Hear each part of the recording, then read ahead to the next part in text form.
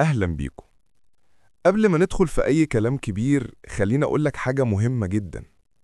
النجاح مش حكاية صعبة ولا لغز محتاج عبقرية. النجاح في أغلب الوقت مش إنك تعملي حاجات جديدة، لا، النجاح هو إنك تبعدي عن حاجات معينة كانت بتسحبك لورا من غير ما تاخدي بالك. وأنا النهاردة جايلك بصوت هادي كده، أو زي ما تحبي، عشان أقولك الخمس حاجات اللي لو بعدتي عنها هتشوفي حياتك بتتفتح قدامك خطوة خطوة. خدي نفس وركزي معايا. 1. ابعدي عن مقارنة نفسك باللي حواليكي. أول حاجة وأكبر غلط إنك تقعدي تبصي على اللي حواليكي وتشوفي مين سبقك ومين أحسن ومين وصل فين. يا بنتي المقارنة دي بتاكل طاقتك من غير ما تحسي. كل مرة بتفتحي سوشيال ميديا وتقولي دي أحسن مني، دي سافرت وأنا لأ، دي اتخطبت وأنا لسه، دي شاطرة وأنا مش عارفة أبدأ. كل مرة بتقولي الكلمتين دول انت بتقتلي جزء من حماسك وبترمي شوية من ثقتك في الأرض. انت ليكي طريقك، ليكي وقتك، ليكي ظروفك اللي محدش يعرفها. ويمكن اللي شايفاه ناجح هو نفسه تعبان من حاجة انت مش شايفاها. النجاح الحقيقي بيبدأ لما تبصي في مرايتك، مش في مراية حد تاني. ولما تقولي لنفسك أنا هركز في نفسي مش في حد غيري. 2. ابعدي عن الناس اللي كل دورهم يقللوا منك. عارفة الناس اللي بتقلل، اللي مهما تعملي لازم يرموا كلمة تحبطك؟ لا، مش هتعرفي. كبرتي على الكلام ده. مين قال إنك تقدري؟ مش وقته. ركزي في حاجة تانية. الناس دي لو فضلتي حواليهم هيفضلوا يشدوكي لورا، هيفضلوا يحطولك حدود مش بتاعتك، هيفضلوا يفكروكي إنك مش قد الطريق مع إنك قد وقدود. اسمعيني، لو عايزة تنجحي لازم يبقى حواليكي ناس بتشدك لفوق، مش ناس بتدفك لتحت.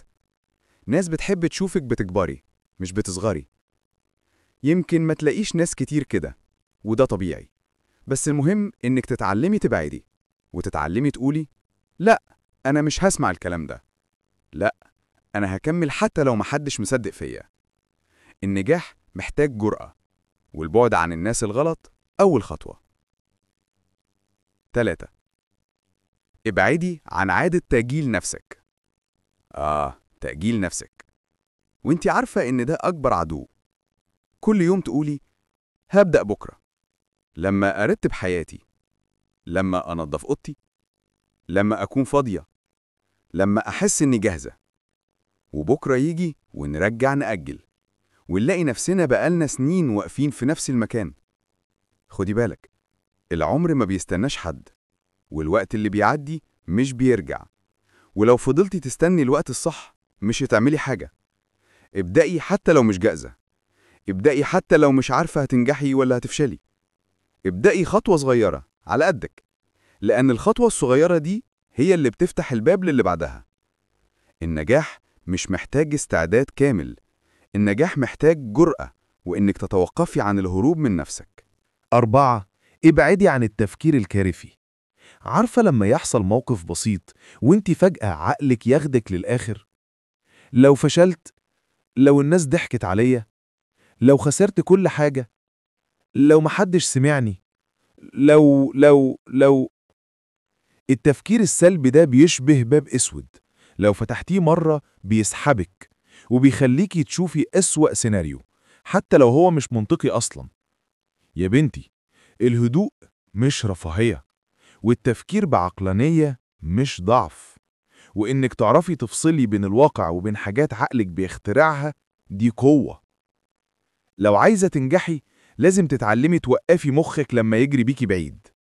تقولي لنفسك استني، ايه الدليل ان ده هيحصل؟ ولا ده مجرد خوف؟ اعملي اللي عليكي والباقي ربنا بيكمله.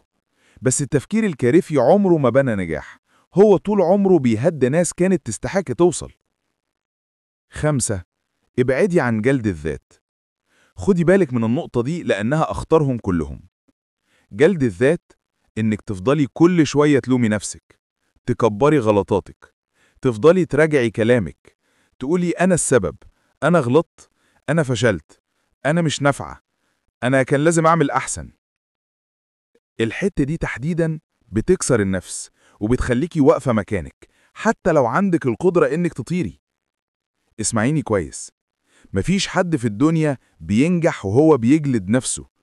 الناس اللي نجحت غلطت ووقعت واتلخبطت، بس عارفين إمتى يسامحوا نفسهم ويمشوا قدام. ساعات يا بنتي كلمة واحدة حلوة تقوليها لنفسك تبقى سبب إنك تقومي من جديد. قولي: أنا بتعلم، أنا بتطور، أنا مش كاملة وده طبيعي، أنا لسه على الطريق. السماح لنفسك مش ضعف، السماح لنفسك قوة وشفاء وراحة، وده اللي بيمهد الطريق لأي نجاح جايلك. خلاصة كلامي ليكي: لو عايزة تنجحي بجد وبهدوء وبراحة، ابعدي عن 1. المقارنة، 2. الناس اللي بتقلل، 3. تأجيل نفسك، 4. التفكير الكارثي، 5. جلد الذات. لما ال5 حاجات دول يخرجوا من حياتك هتتفاجئي إن الطريق بقى أسهل مما تتخيلي. هتتخضي من قدراتك ومن القوة اللي كانت جواكي ومستنياكي تسيبي لها مساحة. انت تقدري ومفيش حاجة ناقصاكي.